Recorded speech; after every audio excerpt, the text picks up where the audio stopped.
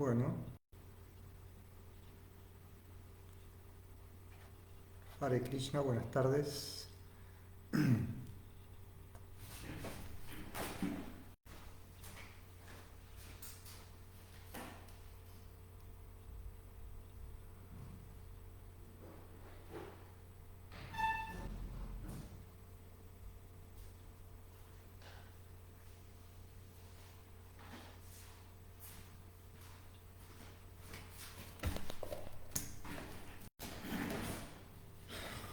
Buenas tardes, entonces, ahora sí, vamos a continuar con la lectura del Bhagavad Gita y para lo que toca hoy es el capítulo 5, texto 25. Previamente quiero agradecer a los devotos que me invitan, Chitrak Prabhu, y a los devotos encargados de estas transmisiones del Bhagavad Gita. Om Namo Bhagavate Vasudevaya. Om Namo Bhagavate Vasudevaya. Om Namo Bhagavate Vasudevaya. Entonces, como dije, estamos leyendo el Bhagavad Gita y estamos en el capítulo 5. Y el texto que toca para hoy es el texto 25. El capítulo 5 se titula Karma Yoga, acción con conciencia de Krishna.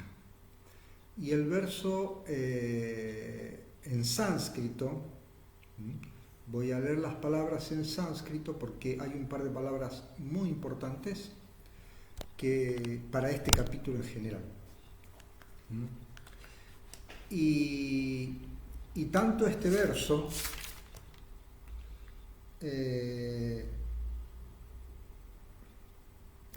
como el anterior, lo que van a explicar estos dos versos, el 24 y el 25, es la posición de la persona que ha logrado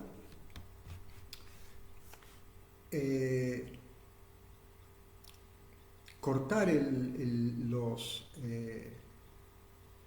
los apegos o las expectativas o los deseos del mundo material. El verso en sánscrito del de hoy dice: Lavante Brahma Nirvanam Rishaya Kshina Kalmasahan Chinadvaida Yatalmanaha Sarvabhuta Hiterata. Y la traducción es la siguiente: aquellos que se encuentran más allá de las dualidades que surgen de las dudas, que tienen la mente ocupada internamente, que siempre están muy ocupados en trabajar por el bienestar de todos los seres vivientes y que están libres de toda clase de pecados, logran la liberación en el Supremo.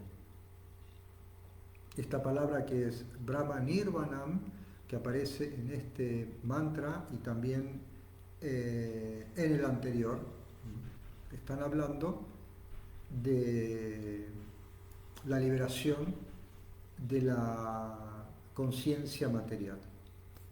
El significado dado por Srila Prabhupada, o explicación dada por Srila Prabhupada a este verso es la siguiente: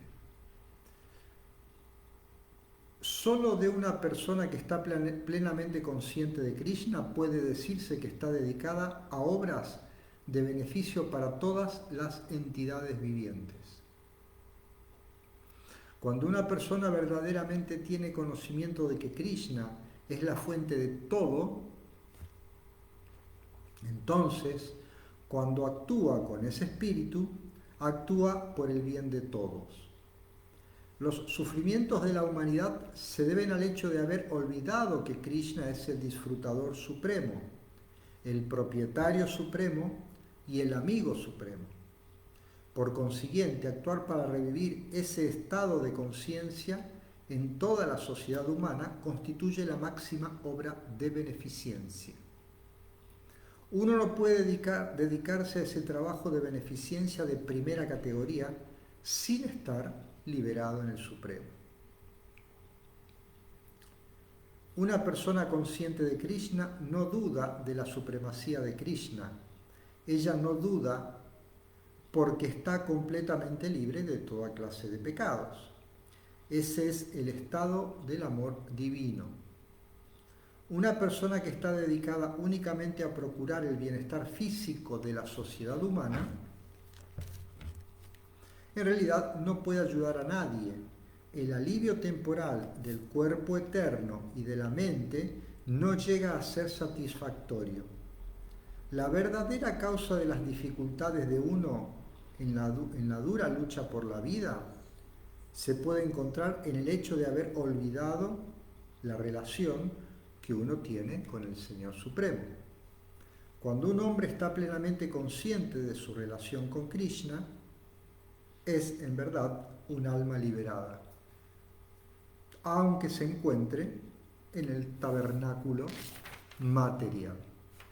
Bueno, entonces en la parte del sánscrito tenemos la palabra Brahma Nirvana. Brahma se refiere al Supremo, o también el Espíritu Supremo. Y Nirvana es una palabra que encontramos también dentro del budismo. Encontramos la palabra Nirvana, que significa la liberación de los deseos hacia este mundo de los sentidos, hacia este mundo físico o material. Nirvana,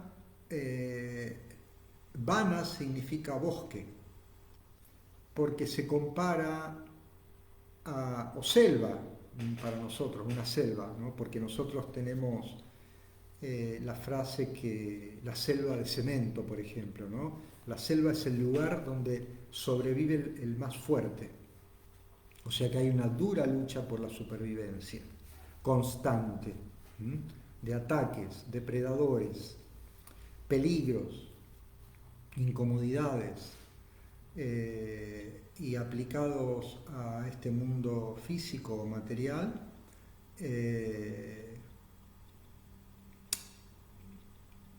decepciones, distintos tipos de sufrimientos, expectativas no logradas, ansiedades, desequilibrios emocionales y psicológicos. Bueno, por eso se compara a este mundo con un bosque. Y Nirvana, porque el bosque tiene sus peligros, o la selva, como venía diciendo, la selva tiene sus peligros constantes. Entonces Nirvana, que es una frase que se ha hecho mucho más popular fuera o sea, en el mundo, fuera de lo que es conocido hoy como India, en su momento era Bharatavarsha. Fuera de Bharatavarsha se conoce la palabra Brahma Nirvana o Nirvana más que todo por la filosofía budista. Y Nir significa o una negación o haber atravesado ese bosque, haberlo superado. Entonces Nirvana sería algo así como más allá de la existencia material o más allá del bosque de la existencia material. Una de las características principales de esta existencia material, Dvaita, aparece acá la palabra Dvaita, donde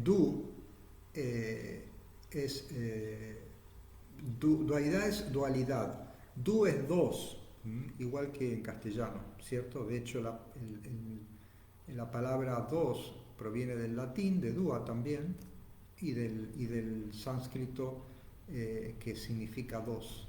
Y Dvaita es dualidad. Dualidad se refiere a que hay dos opciones o extremos o posibilidades opuestas en cada cosa que se nos presenten en la vida o en cada lugar de este mundo. Hay dos posibilidades, dos extremos, dos opciones. Y entre medio de esas dos opciones, una infinidad de rangos, de posibilidades. O sea, tenemos la luz en lo que nosotros podemos entender como su máxima expresión, o la oscuridad en su máxima expresión, y entre medio una variedad de grises. Esto hace que el mundo se nos presente con muchas dudas, muchas incertidumbres, porque no podemos definir las cosas de maneras determinantes. Siempre hay un rango de improbabilidades.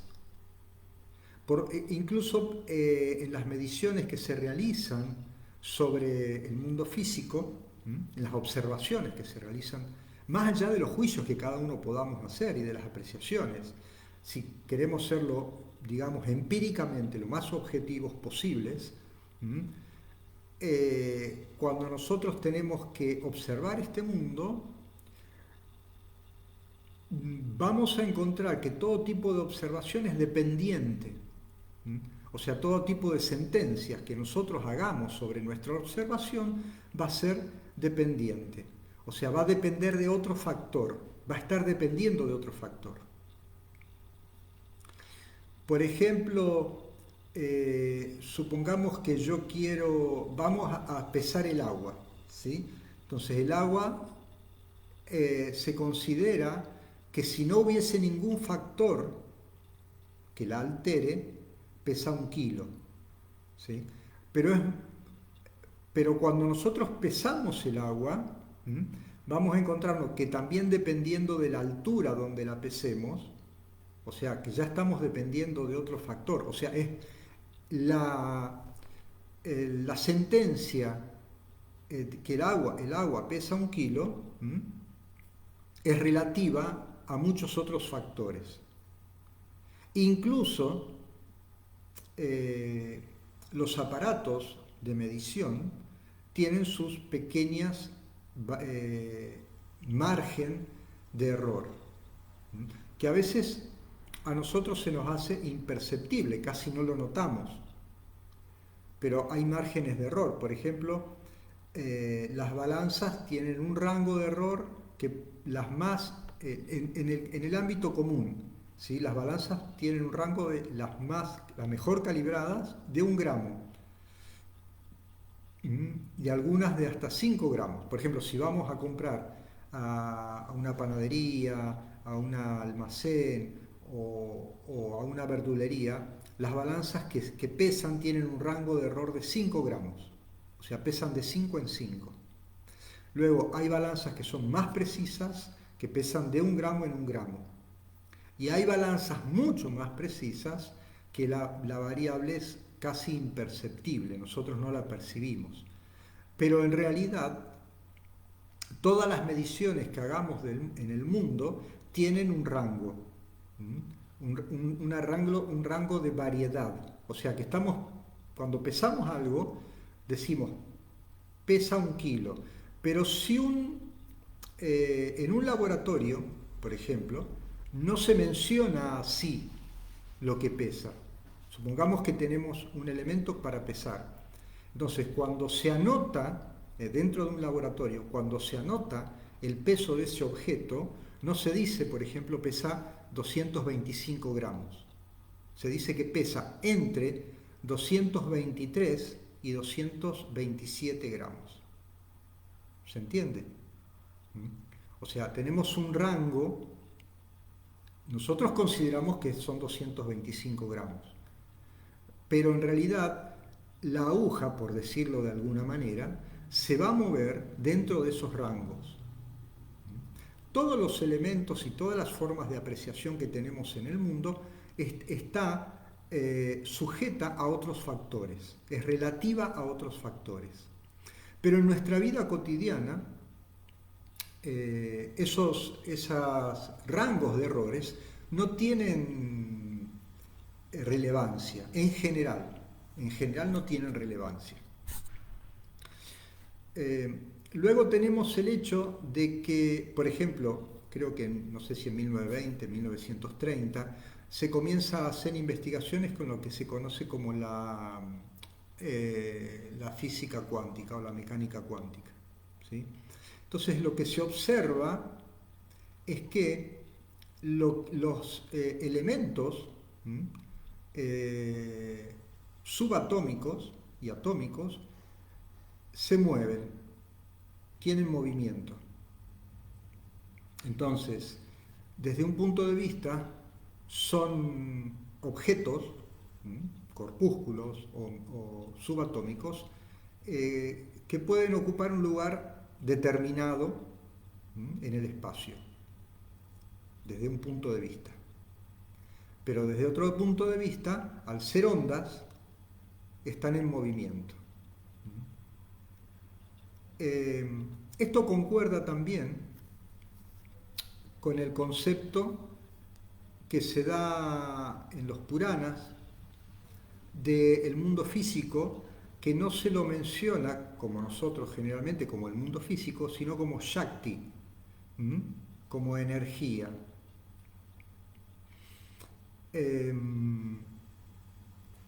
Antaranga Shakti, Bajiranga Shakti y Tatakta Shakti, todas son energías. Entonces el mundo físico sería Bajiranga Shakti, es una energía. Entonces concuerda el hecho de que esta nueva física, igual la física siempre va a estar cambiando, justamente por este principio de incertidumbre, de que lo observable no es estático, está en constante movimiento. Como se dice que lo único estable es el cambio, ¿no? Esta paradoja, lo único estable es el cambio. Estamos hablando del mundo físico, ¿sí? Entonces, cuando nosotros trabajamos, este capítulo 5 se llama Karma Yoga, es la acción consciente, y específicamente la acción consciente de que existe una persona suprema. Entonces, cuando nosotros trabajamos en cualquier actividad, vamos a encontrarnos con al menos estas dos líneas para poder determinar situaciones específicas. Una es la línea de lo que está estable y la otra es la línea de lo que está en movimiento. Lo que está estable solamente en un momento determinado, o sea, el lugar, que nunca es el mismo, porque todo siempre está en movimiento, ¿se entiende? Las cosas estables no son estables en ese lugar, en ese espacio, siempre, porque hay un movimiento constante en el mundo. Y eso está relacionado con nuestro trabajo. Voy a dar un ejemplo para que se entienda. Supongamos que, y como no podría ser de otra manera, en Argentina, vamos a poner el ejemplo del fútbol. Supongamos que Argentina juega el Mundial, llega al final, empata y se tiene que definir la final por penales, que es lo que hemos vivido. Entonces, vamos a ponernos en el lugar del arquero. El arquero tiene que evitar, en su trabajo, en su acción, en su actuar, tiene que evitar que la pelota atraviese el arco. Esa es su función como arquero. En su función como arquero, tiene que considerar que la pelota va a avanzar a una velocidad determinada y el arquero tiene que interceptar el lugar exacto o en un rango del arco hacia el exterior, ¿sí? Hay una infinidad de puntos. Si consideramos el arco hacia el exterior, hay una infinidad de puntos por donde va a pasar la pelota. El arquero lo que tiene que hacer es interceptar ese lugar, poniendo en juego la variable de la velocidad y el momento y el lugar. Supongamos que la velocidad y el momento pertenezcan a la misma variable y el lugar sería la otra variable.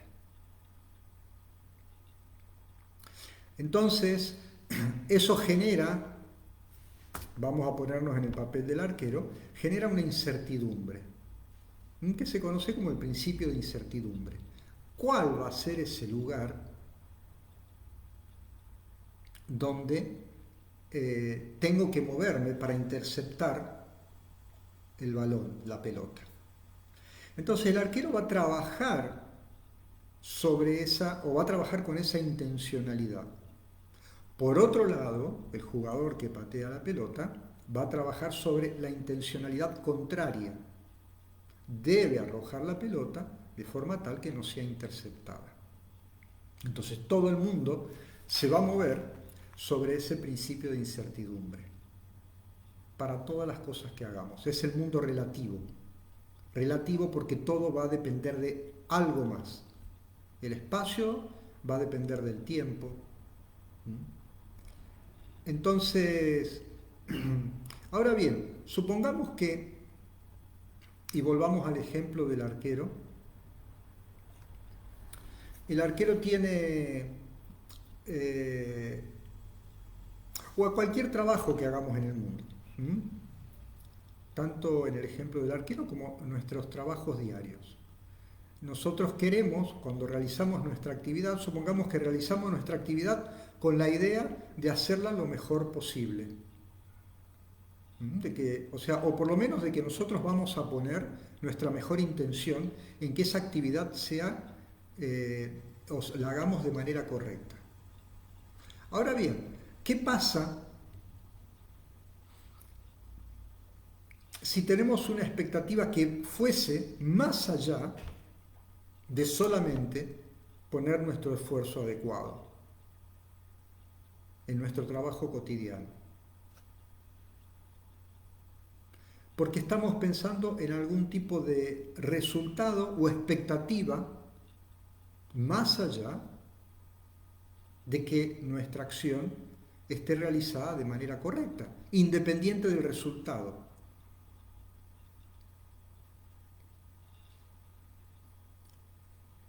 Yo soy arquero, realizo mi actividad de manera correcta, pongo mi esfuerzo en interceptar la pelota, pero la pelota entra igual. Pero yo soy consciente de que hice mi mejor esfuerzo, sin expectativas. Ahora bien, cuando yo pongo expectativas en mi trabajo y voy a esperar resultados más allá de mi esfuerzo sincero, ¿sí? Lo que va a ocurrir es que voy a pasar el límite,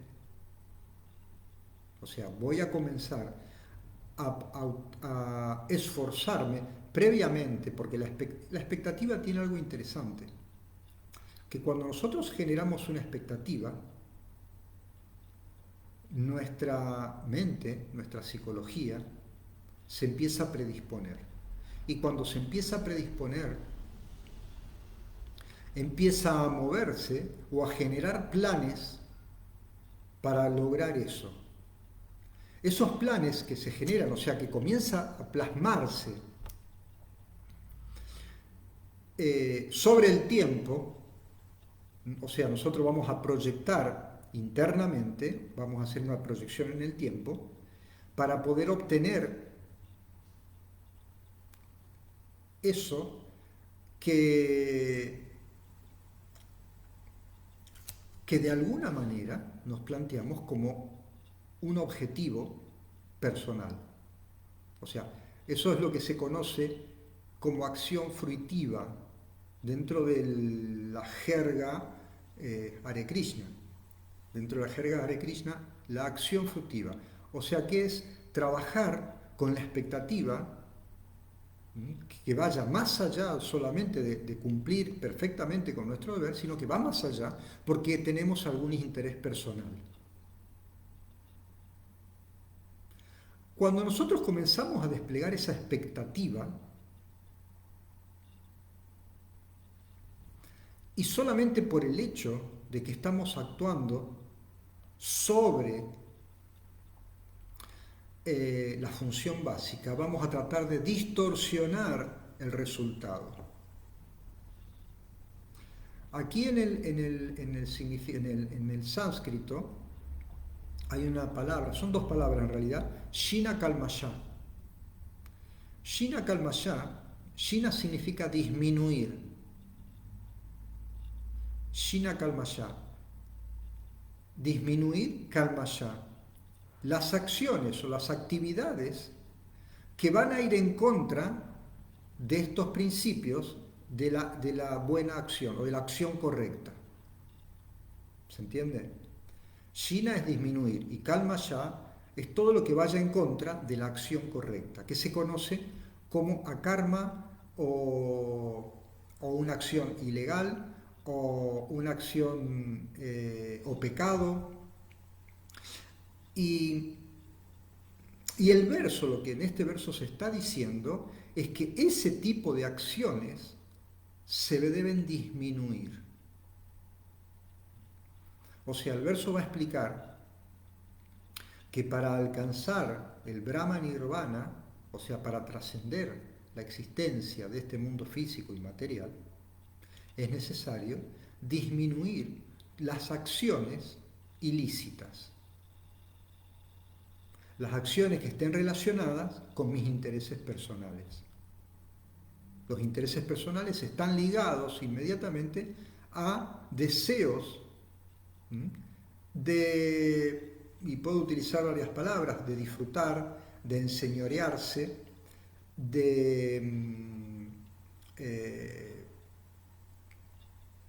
cuando alguien quiere explotar, por ejemplo, comer más de lo justo y apropiado y necesario, solamente por el deseo mismo, la lujuria, ese deseo ilimitado, insatisfecho, que nunca se logra. Entonces, eso entra dentro de Kalmasha, acciones ilícitas, pecaminosas. Entonces, lo que se va explicando acá es que es necesario disminuir todo ese tipo de acciones.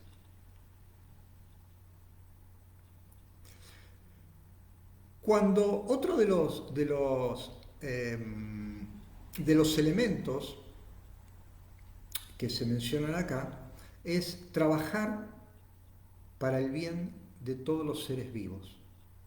Ahora, hay un principio que va primero, anterior a trabajar por el bien de todos los seres vivos. Hay un principio que va primero, que es el principio, o sea, si alguien quiere hacer el bien, lo primero que tiene que hacer es no hacer el mal. Ese es el primer, o sea, si vos querés ayudar, supongamos que hay voy a poner un ejemplo. Hay un accidente en la calle, ¿sí? Entonces una persona por algún motivo se desmaya, se desvanece, un accidente, lo que sea, yace en el piso. Entonces, lo primero que se pregunta es si hay un médico presente para asistirlo o alguien que sepa algo, y aparece una persona. Esa persona, cuando aparece, lo primero que hace, dice: apártense. El que no se pueda ayudar, que se aparte, porque si vos no ayudás, por decirlo en criollo, molestas. O haces el mal incluso, podés estar haciendo el mal a otras personas. El principal problema que tenemos acá en Occidente y en el mundo, lo principal que está ocurriendo, digamos lo más resaltante, es la matanza innecesaria de animales. Eso está trayendo desastres en el mundo. Eso trae desastres en el mundo. Es la causa principal. Y de hecho ya en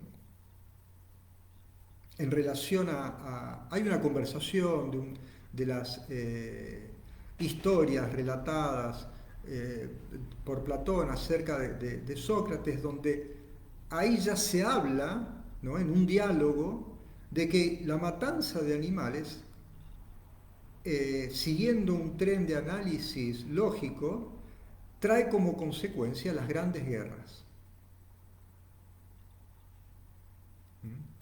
Entonces, lo primero que debemos hacer para no hacer el mal, para hacer el bien, es no hacer el mal. Ese es el primer punto. Entonces, disminuir las acciones pecaminosas. Nadie puede hacer el bien a todo el mundo. O sea, acá se dice, a ver si encuentro la palabra en sánscrito,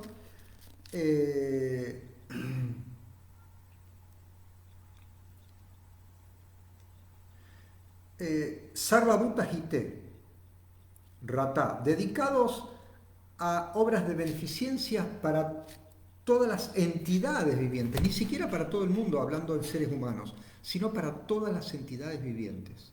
Eso es realmente imposible desde el punto de vista físico y material. O sea, yo no puedo darle de comer a todo el mundo, no tengo la capacidad. No puedo darle ropa, a vestir a todo el mundo, no puedo darle educación a todo el mundo, eso es un engaño. No tenemos la capacidad. No puedo proteger, darle una casa, una vivienda a todo el mundo. No tenemos esa capacidad. Entonces, cuando acá se está refiriendo a que hacer el bien a todas las entidades vivientes es a vivir y explicar esto que se está enseñando acá, a este sendero.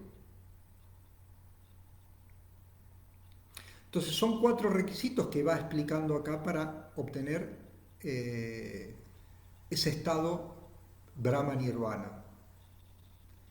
La disminución de las actividades ilícitas,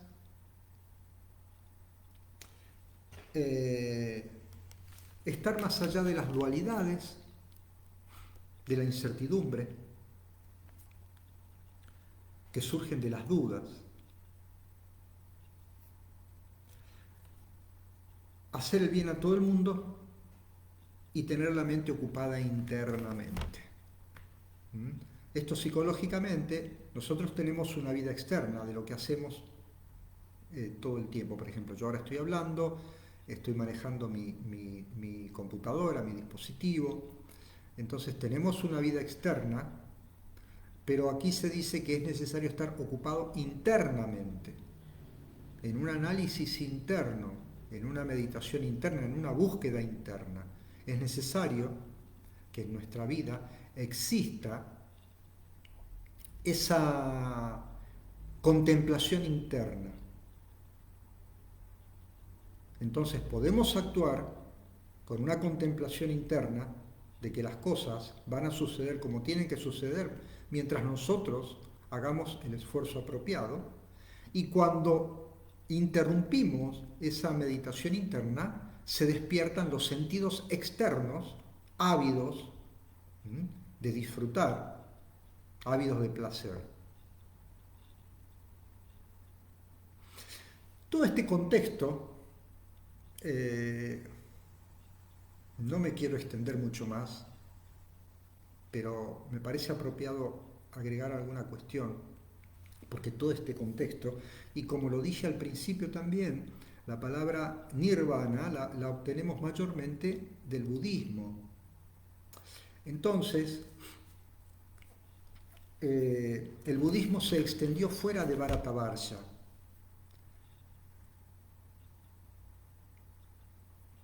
O sea, de lo que hoy se conoce como India. Se extendió fuera. Pero no solamente dentro del budismo vamos a encontrar este tipo de apreciaciones donde se aconseja, y en este caso Krishna está aconsejando que nos vinculemos con él porque él es el verdadero beneficiario de todas las entidades vivientes. Él está pidiendo, vincúlense conmigo.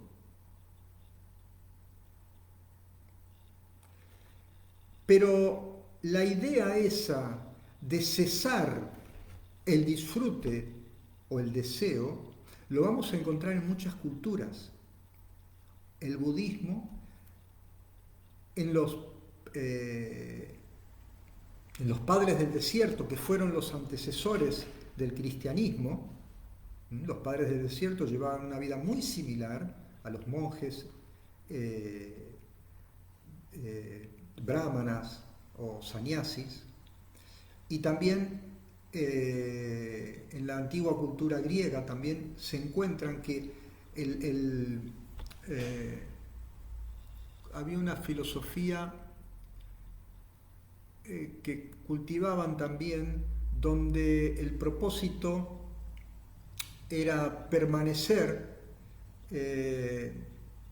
impávido, ¿sí?, sin perturbación a los hechos que suceden a nuestro alrededor. Eso se lo llamó comportamiento estoico o estoicismo, donde la persona actuaba también sin expectativas y los reveses de la vida los podía sobrellevar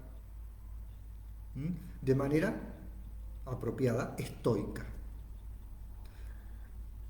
Esta filosofía considera que el mundo está lleno de reveses, está lleno de sufrimientos, de padecimientos, y se utiliza, incluso hasta el día de hoy, es utilizado en la psicología conductual. Algunos dicen que es como un antídoto al sufrimiento, que el sufrimiento no puede ser evitado. Realmente no. Hay un solo camino que está planteado en este capítulo 5 del Bhagavad Gita, que es la única manera de detener el sufrimiento es unirse a la persona la persona original, causa, origen de todo este mundo. Pero las filosofías son muy similares y no es casualidad. No es casualidad que esto ocurra. Nosotros, por ejemplo, hoy tenemos la globalización, mediante la cual muchas de las cosas que utilizamos son iguales o similares, incluso a veces de la misma marca, que en cualquier otro lugar del mundo. Pero este fenómeno de globalización, si bien hoy se la llama globalización, ha existido a través de la historia muchas veces. Si tenemos en cuenta, por ejemplo, el periodo de la colonización o el periodo de la revolución industrial, vamos a ver que se repitieron en muchas partes del mundo las mismas vestimentas, las mismas formas de gobierno, incluso hasta los mismos trenes, las vías del tren, el ancho y la construcción de las vías del tren que teníamos en América eran los mismos que existían en Asia o en Europa o en África. Entonces el mundo se ha movido a través de la historia con conceptos filosóficos similares, con intercambios similares, y de esto también hay muchos registros. Así que no es casualidad y es interesante también ver que, bueno, por decirlo de alguna manera, nuestro movimiento Hare Krishna, o sea, no somos los primeros. No somos los primeros Hare Krishnas en la historia, ya han existido otros Hare Krishnas que se han movido a través del mundo. Quizá este sea el movimiento más resaltante, nunca hubo un movimiento con tantos miembros mundiales, pero sí ha habido otros movimientos, por decirlo de alguna manera y entre comillas, ha habido otros movimientos Hare Krishna en la historia desde antes de Jesucristo. Y todos proponían lo que dice este verso: volver a vincularnos con Dios. Bueno, dejo aquí. Muchas gracias nuevamente a todos por haberme escuchado. Y será hasta la próxima. Gracias por los saludos. Chaitanya Das, Úrsula Botger y Carlos Gutiérrez. Hasta la próxima. Hare Krishna.